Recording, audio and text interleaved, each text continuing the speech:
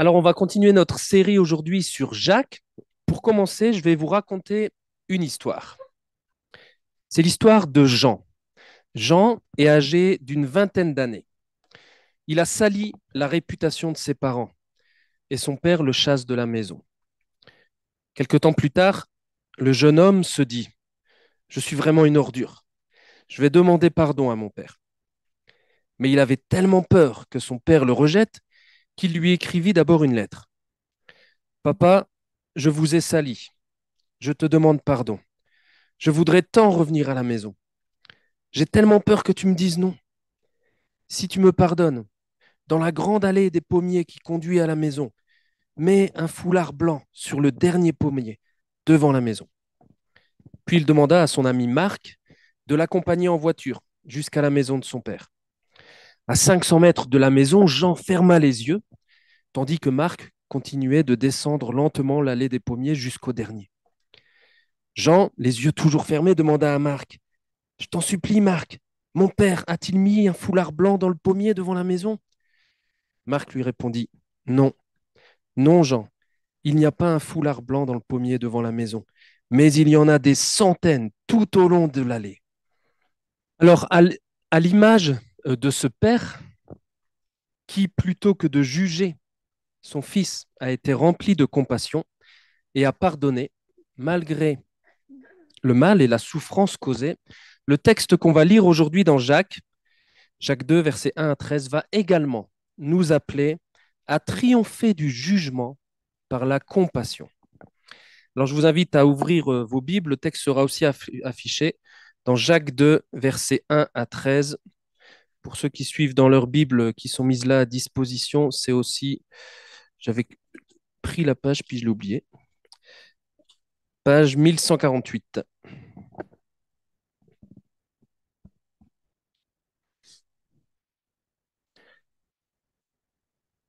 Je fais lecture Jacques 2, 1 à 13. Je lis dans la version de nos Bibles. J'ai juste parfois pris une autre traduction pour certains mots pour qu'on puisse voir mieux certaines choses. Mes frères et sœurs, gardez-vous de toute forme de favoritisme. C'est incompatible avec la foi en notre glorieux Seigneur Jésus-Christ. Supposez en effet qu'un homme vêtu d'habits somptueux, portant une bague en or, entre dans votre assemblée, et qu'entre aussi un pauvre en haillons. Si, voyant l'homme somptueusement vêtu, vous vous empressez autour de lui et vous lui dites: Veuillez vous asseoir ici, c'est une bonne place, tandis que vous dites au pauvre: Tenez-vous là, debout, ou asseyez-vous par terre, tiens, à mes pieds. Ne faites-vous pas des différences parmi vous et ne portez-vous pas des jugements fondés sur des mauvaises raisons? Écoutez, mes chers frères et sœurs, Dieu n'a-t-il pas choisi ceux qui sont pauvres dans ce monde pour qu'ils soient riches dans la foi et qu'ils héritent du royaume qu'il a promis à ceux qu'il aime? Et vous, vous méprisez le pauvre. Ce sont pourtant les riches qui vous oppriment et qui vous traînent en justice devant les tribunaux. Ce sont encore eux qui outragent le bon nom que l'on a invoqué sur vous. Sans doute, si vous accomplissez la loi royale, telle qu'on la trouve dans l'Écriture, tu aimeras ton prochain comme toi-même, alors vous agissez bien. Mais si vous faites preuve de favoritisme, vous commettez un péché et vous voilà condamné par la loi parce que vous lui désobéissez. En effet, celui qui désobéit à un seul commandement de la loi, même s'il obéit à tous les autres, se rend coupable à l'égard de toute la loi. Car celui qui a dit tu ne commettras pas d'adultère a dit aussi tu ne commettras pas de meurtre. Si donc, tout en évitant l'adultère, tu commets un meurtre, tu désobéis bel et bien à la loi. Parlez et agissez donc comme des personnes appelées à être jugées d'après une loi de liberté. Dieu jugera sans pitié celui qui n'a témoigné aucune compassion aux autres, mais la compassion triomphe du jugement. Les derniers mots, c'est la conclusion de Jacques, hein, et c'est l'enseignement que Jacques veut que ses lecteurs retiennent, et nous aussi. La compassion triomphe du jugement. L'implication, elle est directe, l'application directe, c'est celle-ci. Nous sommes invités à triompher du jugement par la compassion. On va expliquer pourquoi. Dans les premiers versets, premièrement, Jacques nous montre dans les versets 1 à 4 quelle est la problématique. On va la redécouvrir ensemble. La problématique, le problème, C'est celui, dans notre texte, du favoritisme ou plus précisément de la partialité. La partialité ou être partial, c'est prendre parti pour ou contre quelqu'un ou quelque chose en méprisant l'équité, en méprisant la justice, en méprisant l'objectivité. La partialité, c'est prendre, c'est juger avec un parti pris. Et le verset 4, là, le précise dans la traduction NBS, précise que la partialité, c'est quelque chose qui se passe en nous-mêmes. Ne faites-vous pas en vous-même une discrimination et n'êtes-vous pas des juges au raisonnement mauvais. Dans la partialité, il y a l'idée de juger, de condamner selon des raisonnements mauvais, selon de mauvaises raisons ou selon de mauvais critères. Par exemple, ici Jacques donne l'exemple du riche et du pauvre, mais on pourrait dire par exemple les apparences. Je scanne de haut en bas quelqu'un et sur la base des critères que moi j'ai en tête, je juge, je condamne ou pas cette personne. On a des mauvais critères et sur la base de ces mauvais critères, j'accorde des faveurs et un respect particulier à l'un, alors qu'à l'autre, on accordera du mépris et du déshonneur. Ça, c'est la partialité. Dans la partialité, il y a quelque chose d'intention, il y a des intentions méchantes, destructrices, injurieuses, qui veulent faire du mal à quelqu'un d'autre. En fait, la partialité ne tient pas compte des véritables mérites d'une personne, de ses capacités, ni de sa personne, ni de son histoire, ni de son arrière-plan, etc. La partialité, c'est un jugement plutôt superficiel, voire un jugement purement superficiel, intéressé et charnel. Donc Jacques, vous avez remarqué, hein, Jacques n'y va pas de main morte, ni par quatre chemins, d'ailleurs Jacques il les cache comme ça. Il dit, ce jugement, cette partialité, c'est incohérent, c'est incompatible avec la foi en notre glorieux Seigneur Jésus-Christ. La partialité n'a pas sa place dans la vie d'un chrétien fidèle. D'ailleurs, il semble que le mot partialité ou juste le verbe être partial ne se trouve dans les documents de l'époque que dans les écrits chrétiens. Il ne se trouve pas dans les écrits de la société, ce qui indiquerait que la société de l'époque n'en parle pas, parce qu'en fait, ça fait partie de ses mœurs. C'est normal d'être partial quand on est dans la société. C'est pour ça qu'aujourd'hui, dans nos sociétés, on a des lois, j'allais dire, anti-discrimination, pour que quand on se fait recruter, on puisse avoir des chances d'être recruté, qu'on soit noir ou qu'on soit blanc, etc.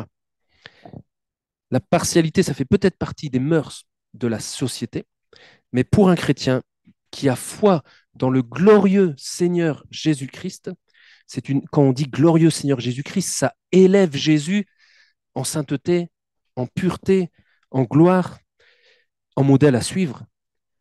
Et quand on a foi en ce glorieux Seigneur Jésus-Christ, la partialité n'a pas sa place et est incohérente, incompatible avec la vie chrétienne.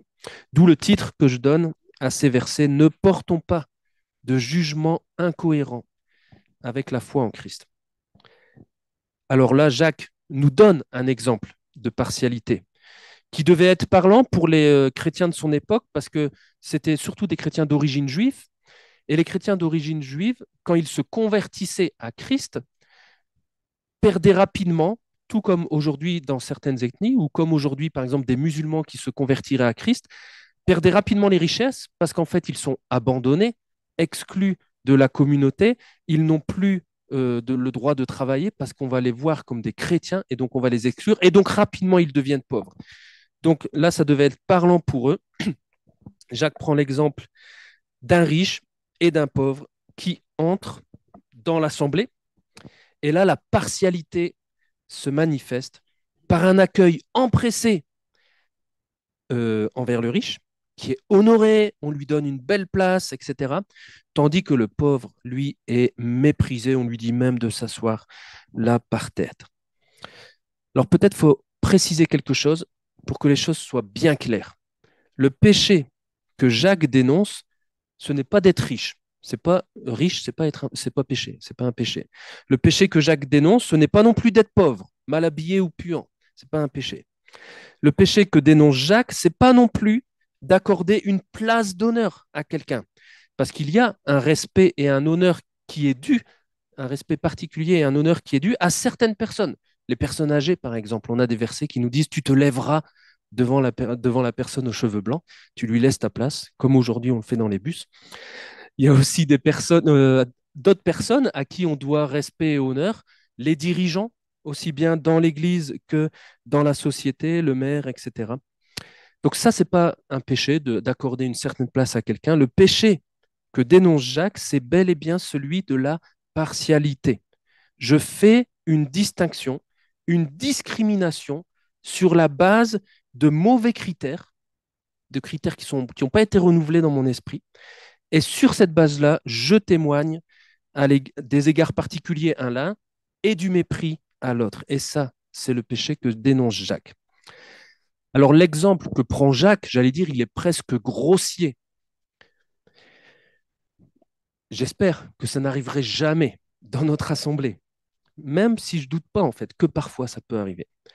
Mais je ne doute surtout pas qu'en fait, on a tous des mauvais critères, des critères plus ou moins grossiers sur lesquels on va faire des distinctions, ou des critères peut-être plus ou moins fins, raffinés, sur la base desquels on va faire preuve de partialité. Donc, qu'est-ce qu'on a comme exemple de critères, de mauvais critères? Dites-moi. Vous n'osez pas. Comment? L'apparence, ouais. Apparence, donc avec habillement, etc. Le statut social, le niveau social, ouais. Alors, ça pour moi, c'est un critère raffiné. L'orientation sexuelle, le genre. Je vois quelqu'un entrer dans l'église et puis je découvre qu'il n'a pas la même orientation sexuelle que moi. Est-ce que je vais tout de suite faire un critère, une discrimination, et puis mal l'accueillir parce qu'il est d'une autre orientation sexuelle que moi? Ça, c'est un critère pour moi qui est raffiné. Il y en a des grossiers, on va dire apparence, habillement, niveau social, richesse, la voiture avec qui il roule, etc.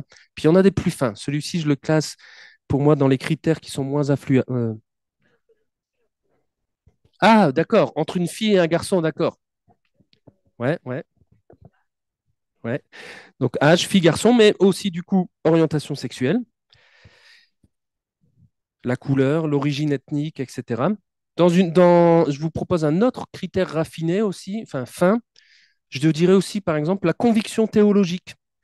J'ai une conviction théologique sur tel ou tel point, et ma conviction devient le critère sur la base duquel je juge l'autre avec mépris ou au contraire, je l'honore.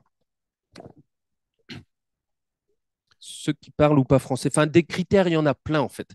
On en a plein des critères sur lesquels on peut voilà, faire des distinctions, des discriminations. Alors, je vous pose quelques questions à réfléchir plus tard chez vous. Justement, quels sont mes critères? Dans quel cas, dans quelle situation je mêle de la partialité à ma foi en Christ? De quelle manière est-ce que je montre de la partialité dans ma vie? Dans quelle situation est-ce que je montre de la partialité? Vis-à-vis de quelle personne ou de quel groupe fais-je preuve de partialité? On peut se poser même une question en tant qu'Église. Au niveau de notre assemblée, faisons-nous preuve de partialité? À cause de la partialité, est-ce qu'il y a des personnes qu'on va entourer d'un honneur particulier alors que nous en mépriserons d'autres? Voilà le genre de questions qu'on peut se poser quand on lit ce texte. Et il me semble en fait que naturellement, nous avons tendance à être partiaux. On a tendance au délit de faciès, pour ne pas dire autre chose. On a tendance à étiqueter les gens, à les placer dans des catégories arrêtées au préalable et bien délimitées. Et du coup, il me semble bien que tout comme les bien-aimés auxquels Jacques écrit, nous aussi, nous portons parfois ou souvent des jugements incompatibles, incohérents avec la foi en notre glorieux Seigneur Jésus-Christ.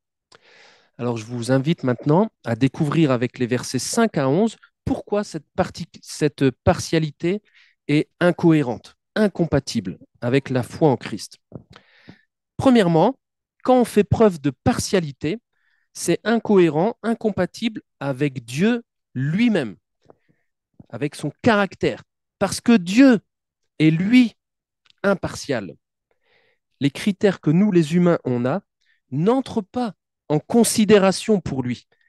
Le texte dit, il a choisi ceux qui sont pauvres dans ce monde, pauvres économiquement ici, les démunis, les opprimés, celles et ceux que le monde ne voit pas, que le monde méprise, Dieu les voit. Et souvent, il se plaît à les choisir, à les élever afin de confondre ce que le monde qui s'oppose au règne de Jésus, lui, estimerait grand. Il les a choisis pas parce qu'ils sont pauvres, mais juste par pure grâce. Repensez à Jésus, sa vie. Quand on regarde Jésus, on voit qu'il appelle à lui tout le monde, avec impartialité, sans discrimination. Il va appeler un riche chef juif et il va appeler un simple mendiant. Il va appeler une femme vertueuse ou une prostituée, une personne en bonne santé ou un estropié. Et les pharisiens, ils n'aimaient pas voir Jésus faire ça. Parce que eux, ils ont des mauvais critères et ils regardent ce qui frappe les yeux, alors que Jésus regarde au cœur, à l'âme. Pour Dieu, si quelqu'un croit en Jésus pour son salut, peu importe le fait qu'il soit riche ou pauvre, instruit ou ignorant, fondamentalement moral ou grossièrement immoral, d'origine chrétienne ou d'origine musulmane, peu importe. Dieu est impartial et par pure grâce, il peut faire de l'un comme de l'autre des riches dans la foi et des héritiers du royaume. Alors c'est incohérent parfois notre vie.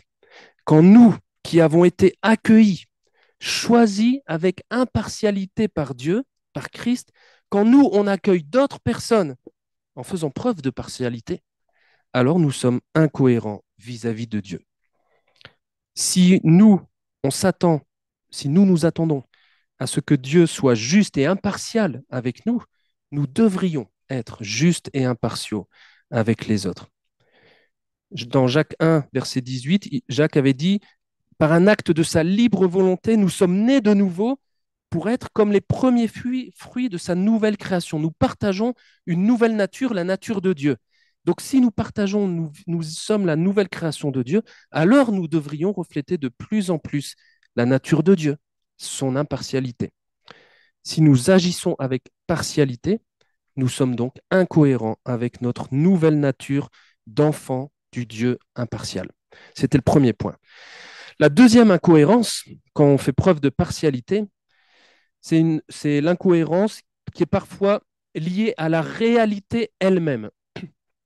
Ici, pour les lecteurs de Jacques, ils méprisaient, ils déshonoraient le pauvre, ce qui est déjà en incohérence avec Dieu, puisque Dieu les a choisis. Et au contraire, ils honoraient les riches, alors que dans leur situation à eux, c'était les riches qui les opprimaient. C'était les riches qui les tyrannisaient, qui exerçaient sur eux un pouvoir excessif. C'était les riches qui les traînaient devant les tribunaux, peut-être pour les mener en justice, pour avoir encore plus de biens de leur part, pour les rendre finalement encore plus pauvres. C'était les riches qui, même le texte dit, calomniaient le beau nom qui est invoqué sur eux, donc c'est-à-dire le nom de Jésus. Ils calomniaient le nom de Jésus. Donc, en fait, ils les méprisaient, ils dépréciaient la foi en Christ. Et malgré tout ça, qu'est-ce qu'ils font, les chrétiens auxquels Jacques écrit? Ils honorent les riches et ils méprisent les autres, y compris leurs frères en Christ. Alors j'ai cherché à ce qu'il y avait des situations de notre réalité dans lesquelles nous agissons ainsi, avec incohérence, parce que nous faisons preuve de partialité. Alors j'en ai pas trouvé, mais je vous invite à réfléchir chacun. Emeline, tu as peut-être un exemple? Un bon exemple, ouais.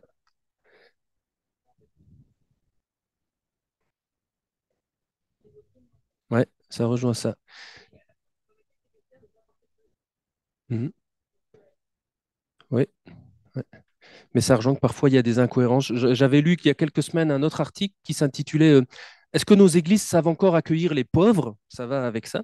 Et l'article faisait remarquer que nos églises, nos cultes sont toujours le dimanche à 10 heures, mais ça va très bien pour la classe sociale aisée. Alors que les pauvres, dans l'article là, travaillent maintenant de plus en plus le dimanche matin parce que tous les magasins sont ouverts et que leur vie est parfois compliquée. Ils ne peuvent pas venir en soirée, etc. Mais nous, toutes nos horaires sont construites le, sur le modèle de la classe sociale aisée. Et donc, le gars disait, est-ce que pourquoi en fait on fait ça? Et donc peut-être il laissait entendre que ben, peut-être on fait ça parce qu'en fait c'est les gens aisés qui nous donnent des sous et on a besoin de sous pour le bâtiment, pour entretenir le bâtiment, etc. Donc on va vers eux, mais on est incohérent parce que il disait justement que la vie, le style de vie chrétien des gens aisés, en tout cas ceux qu'ils avaient étudiés, était parfois de manière flagrante contre l'éthique chrétienne, alors que les pauvres avaient une éthique chrétienne qui était qui correspondait mieux. Mais parce que l'argent vient des riches, eh ben, nos églises s'adaptaient aux riches. Je dis nos églises, c'était dans un contexte américain. Troisième incohérence qu'on voit dans le texte, quand on fait preuve de partialité, cela est incohérent et incompatible avec la loi. Alors là, accrochez-vous parce que c'est assez complexe peut-être à comprendre. Mais les chrétiens auxquels Jacques écrivait justifiaient peut-être l'accueil qu'il réservait aux riches par le commandement de l'amour du prochain. Ils pouvaient dire ce genre de choses. La loi nous commande d'aimer notre prochain comme nous-mêmes. C'est pour ça que je lui donne une place d'honneur à ce riche. Et Jacques leur concède dans la traduction Nouvelle Bible Second, il dit, sans doute, si vous accomplissez la loi royale qui dit, tu aimeras ton prochain comme toi-même, sans doute vous faites bien, puisqu'en effet, vous obéissez à ce commandement. Si c'est cette loi qui motive votre action, alors c'est bien, vous avez un bon point, c'est bien.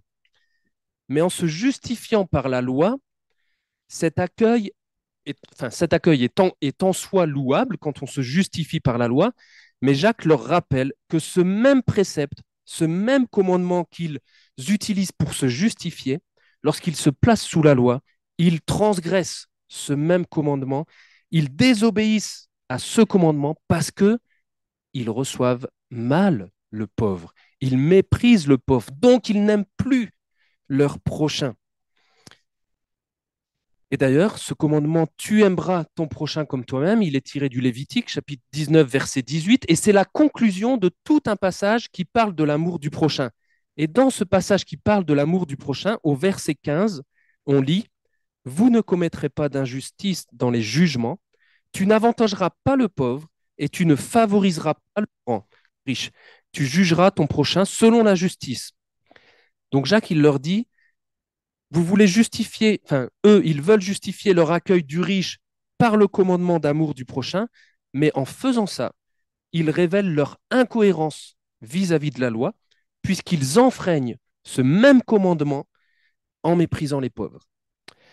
En fait, à chaque fois que nous allons vouloir justifier nos actions en faisant appel à la loi, eh ben, on se mettra toujours en incohérence.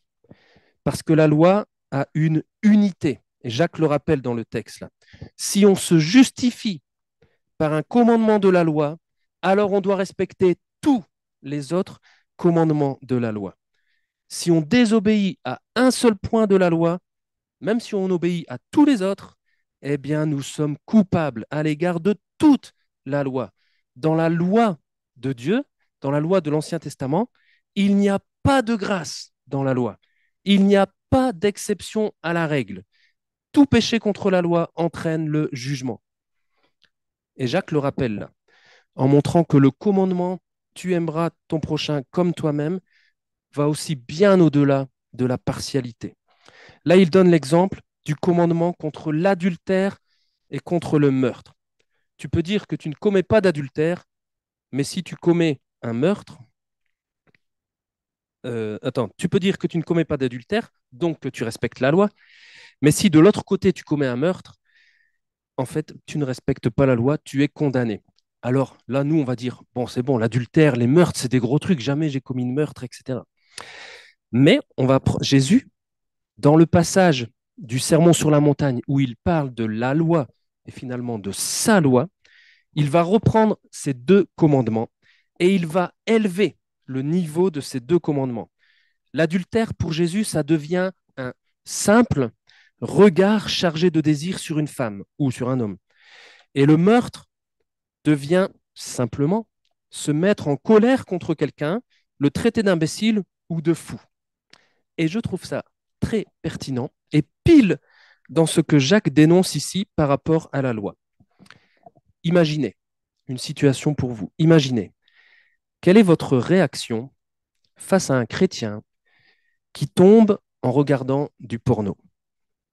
Le porno qui correspond à avoir des regards chargés de désir, donc équivalent à l'adultère. Quelle est notre réaction face à un chrétien qui tombe en regardant du porno? Je crains que la plupart du temps, nous allons être dans le jugement.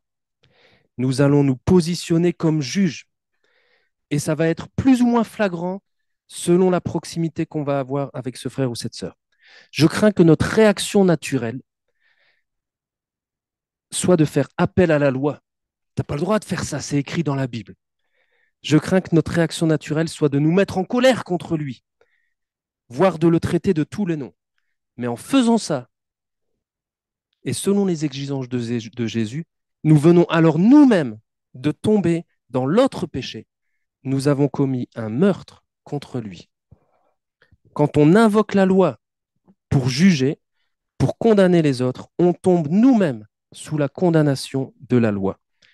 Et c'est bien ce que Jésus disait en Matthieu 7, verset 1, quand il disait « Ne condamnez pas les autres pour ne pas être vous-même condamnés, car vous serez condamnés vous-même de la même manière dont vous aurez condamné autrui, et on vous appliquera la mesure dont vous vous serez servi pour mesurer les autres.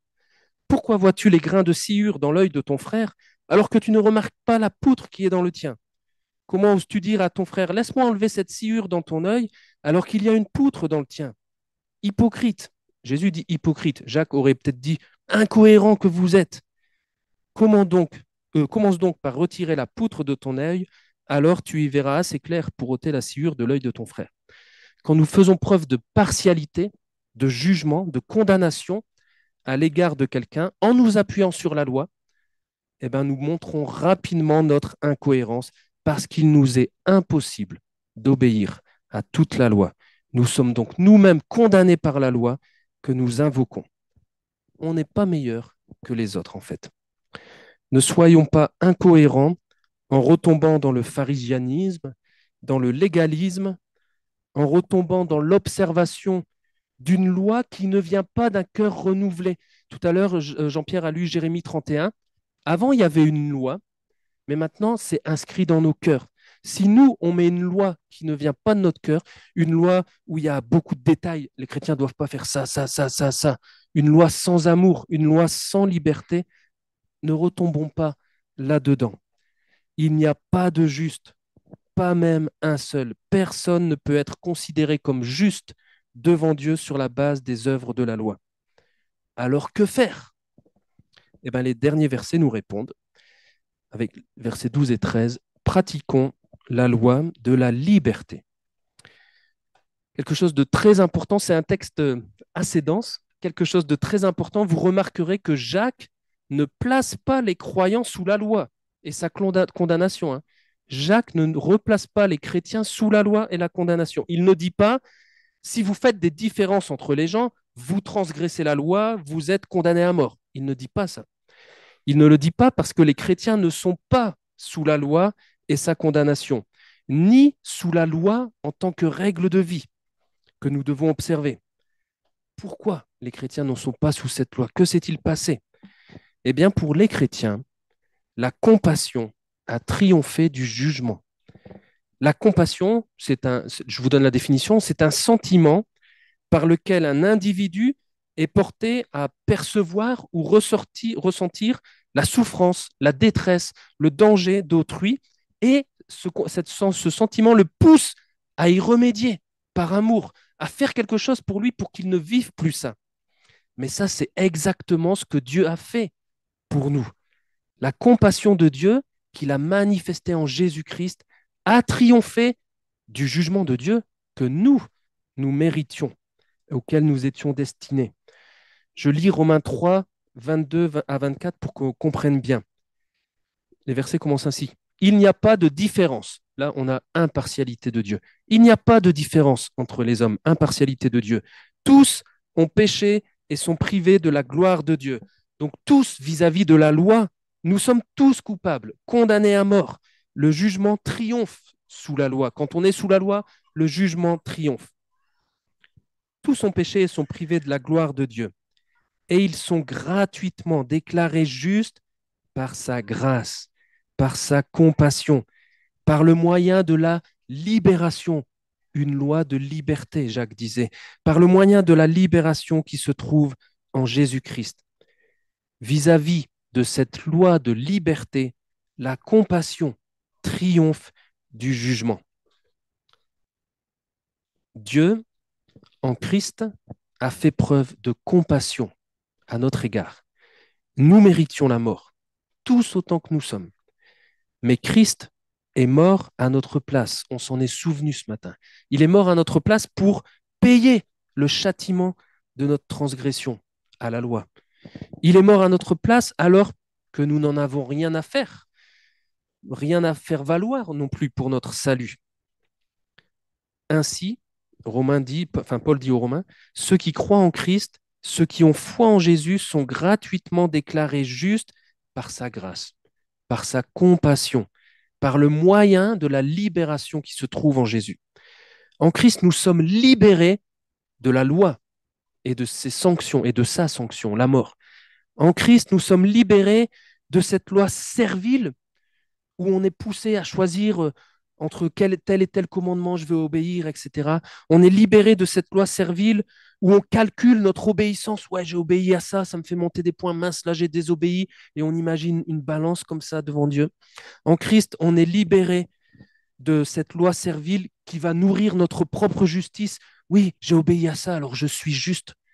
En Christ, on est libéré de tout ça. Dieu ne dit pas aux chrétiens, si vous volez, vous serez condamnés à mort. Il ne dit pas ça. Dieu ne dit pas aux chrétiens, si vous commettez un acte immoral, vous perdrez votre salut. Dieu ne dit pas ça aux chrétiens. Parce qu'en Christ, nous sommes sous la loi de la liberté, la loi de la grâce, la loi de la compassion qui a triomphé du jugement. Donc dans toutes les lettres, dans tout le Nouveau Testament, dans toutes les lettres du Nouveau Testament, dans la lettre de Jacques et dans ces versets, où Jacques nous dit parlez et agissez donc comme des personnes appelées à être jugées d'après une loi de liberté. En fait, dans le Nouveau Testament, Dieu nous dit ma grâce vous a sauvés. Ma compassion a triomphé du jugement. Regarde la croix. J'y ai accroché des milliers de foulards blancs. Je vous ai aimé. Je vous aime. Et je vous aimerai éternellement. Et rien ne pourra nous séparer de cet amour que je vous ai donné. Même pas un péché. Par contre, je veux maintenant, puisque je vous ai tant aimé, que je vous ai sauvé, que j'ai eu compassion, je veux maintenant que vous meniez une vie sainte, une vie juste, en parole et en acte, et cela par amour pour moi. Et ça, c'est notre responsabilité d'enfants de Dieu, rachetés, libérés, sauvés. La Bible, la parole de Dieu, pour les chrétiens, ce n'est pas une loi qui nous sanctionne, mais elle nous fait connaître la vérité qui nous rend libres. La Bible, ce n'est pas une règle de vie avec plein de listes, etc., auxquelles on doit obéir. Ça nous fait connaître Jésus-Christ, ça nous révèle Dieu, notre Créateur, notre Père, qui nous aime en Jésus-Christ, qui nous a sauvés par grâce du jugement à venir et qui nous a donné du coup l'esprit pour qu'on soit libéré de la loi du péché, qu'on soit libéré de la mort et qui nous a donné l'esprit surtout pour qu'on puisse aussi mener une vie juste en suivant Jésus comme modèle, une vie conduite par l'esprit et notamment l'esprit qui nous a été donné pour qu'on puisse mener une vie qui manifeste de la compassion. Puisqu'on a connu cette compassion de Christ qui a triomphé du jugement que nous méritions, eh ben, nous sommes invités en retour et par amour à parler et à agir avec compassion pour refléter la compassion divine. Vous remarquerez que Jacques il dit bien parler et agir. C'est un bon rappel que la foi se pratique et c'est pas juste en théorie. On a pas mal entendu ces derniers temps dans la société là avec l'histoire des agriculteurs que les paroles c'est bien mais qu'il nous faut des actes maintenant. Ben, on est invité pareil à parler et agir avec compassion dans la vie chrétienne aussi. Jacques, dans ce passage, finalement, il invite chaque chrétien à se repentir de cette incohérence qu'on a dans notre vie, de tout ce qui fait, de tout ce qui est incompatible à la foi de Christ. Il nous invite particulièrement à abandonner ce péché de partialité, à demander pardon à Dieu pour cela et à continuer avec l'aide de l'Esprit de chercher à marcher d'une manière digne, juste, cohérente à la foi de notre glorieux Seigneur Jésus-Christ qui a eu compassion de nous. Il nous invite à parler et agir comme des personnes qui ont été sauvées du jugement par la pure compassion de Dieu et qui seront jugées sur la base de la justice que Christ nous a gagnée, nous a acquise et dont il nous a revêtus. Et ainsi, du coup, nous parlons et nous agissons non pas pour être sauvés, mais parce que nous sommes sauvés. Nous parlons et nous agissons non par peur de la sanction, mais mais par amour pour Christ, qui est mort et ressuscité pour nous libérer de cette sanction. Nous parlons et nous agissons avec compassion, non pas pour obtenir la compassion de Dieu, mais parce que Dieu a eu compassion de nous et on le reflète. Et c'est comme ça que la compassion triomphera du jugement, de la partialité que nous avons parfois, souvent dans nos vies. En revanche, pour celles et ceux qui n'ont pas connu cette compassion de Christ, le texte le dit, pour celles et ceux qui n'ont pas connu cette compassion de Christ, qui a triomphé pour eux du jugement, pour celles et ceux qui n'ont pas placé leur foi en Christ pour leur salut, et donc qui ne montrent pas eux-mêmes de compassion envers les autres, eh ben, ceux-là restent sous le jugement, sans compassion, sans grâce de la loi. C'est Jean 3, 36. On est encore sous la colère de Dieu.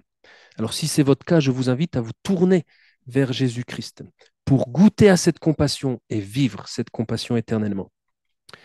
Alors voilà, on est appelé à aimer, à faire preuve de compassion et non de partialité et non de jugement. Il y a plein d'autres textes de la parole de Dieu qui nous montrent la puissance de la grâce, la puissance de la compassion face au jugement. La parabole du fils prodigue, qui a été actualisée en introduction, souligne la compassion plutôt que le jugement. La parabole du bon samaritain met en avant la compassion plutôt que les prétentions à la sainteté. Jésus, dans les évangiles, va répéter au moins à 2 reprises, allez apprendre ce que signifie je veux la compassion et non les sacrifices, non toutes les obéissances, pas de cœur à la loi. Et ici, Jacques appelle de nouveau à cette compassion et non au jugement. Et pour conclure, parce qu'il s'est passé un truc dans le milieu évangélique il y a quelques semaines, là, encore aux États-Unis, mais c'est très intéressant pour nous parce que ça va avec ça. Pour conclure, j'ai envie de nous rendre vigilants aussi euh, aux chrétiens qui ne semblent pas disposés à faire preuve de compassion envers les autres. Attention aux chrétiens avides de condamner haut et fort les pécheurs. La compassion triomphe du jugement. Et il ne faudrait pas que ça soit l'inverse dans nos vies, que ça ne soit pas le jugement qui triomphe de la compassion. Si on doit trébucher d'un côté, du côté de la compassion ou du côté du jugement, trébuchons plutôt du côté de la compassion et non du côté du jugement. Ayons, j'allais dire, des foulards blancs dans nos cœurs et prêts à dispenser des foulards blancs de compassion. Triomphons du jugement par la compassion. Alors je vous laisse avec une question que vous pourrez discuter pendant le repas. Comment est-ce qu'on peut développer une plus grande compassion envers les autres?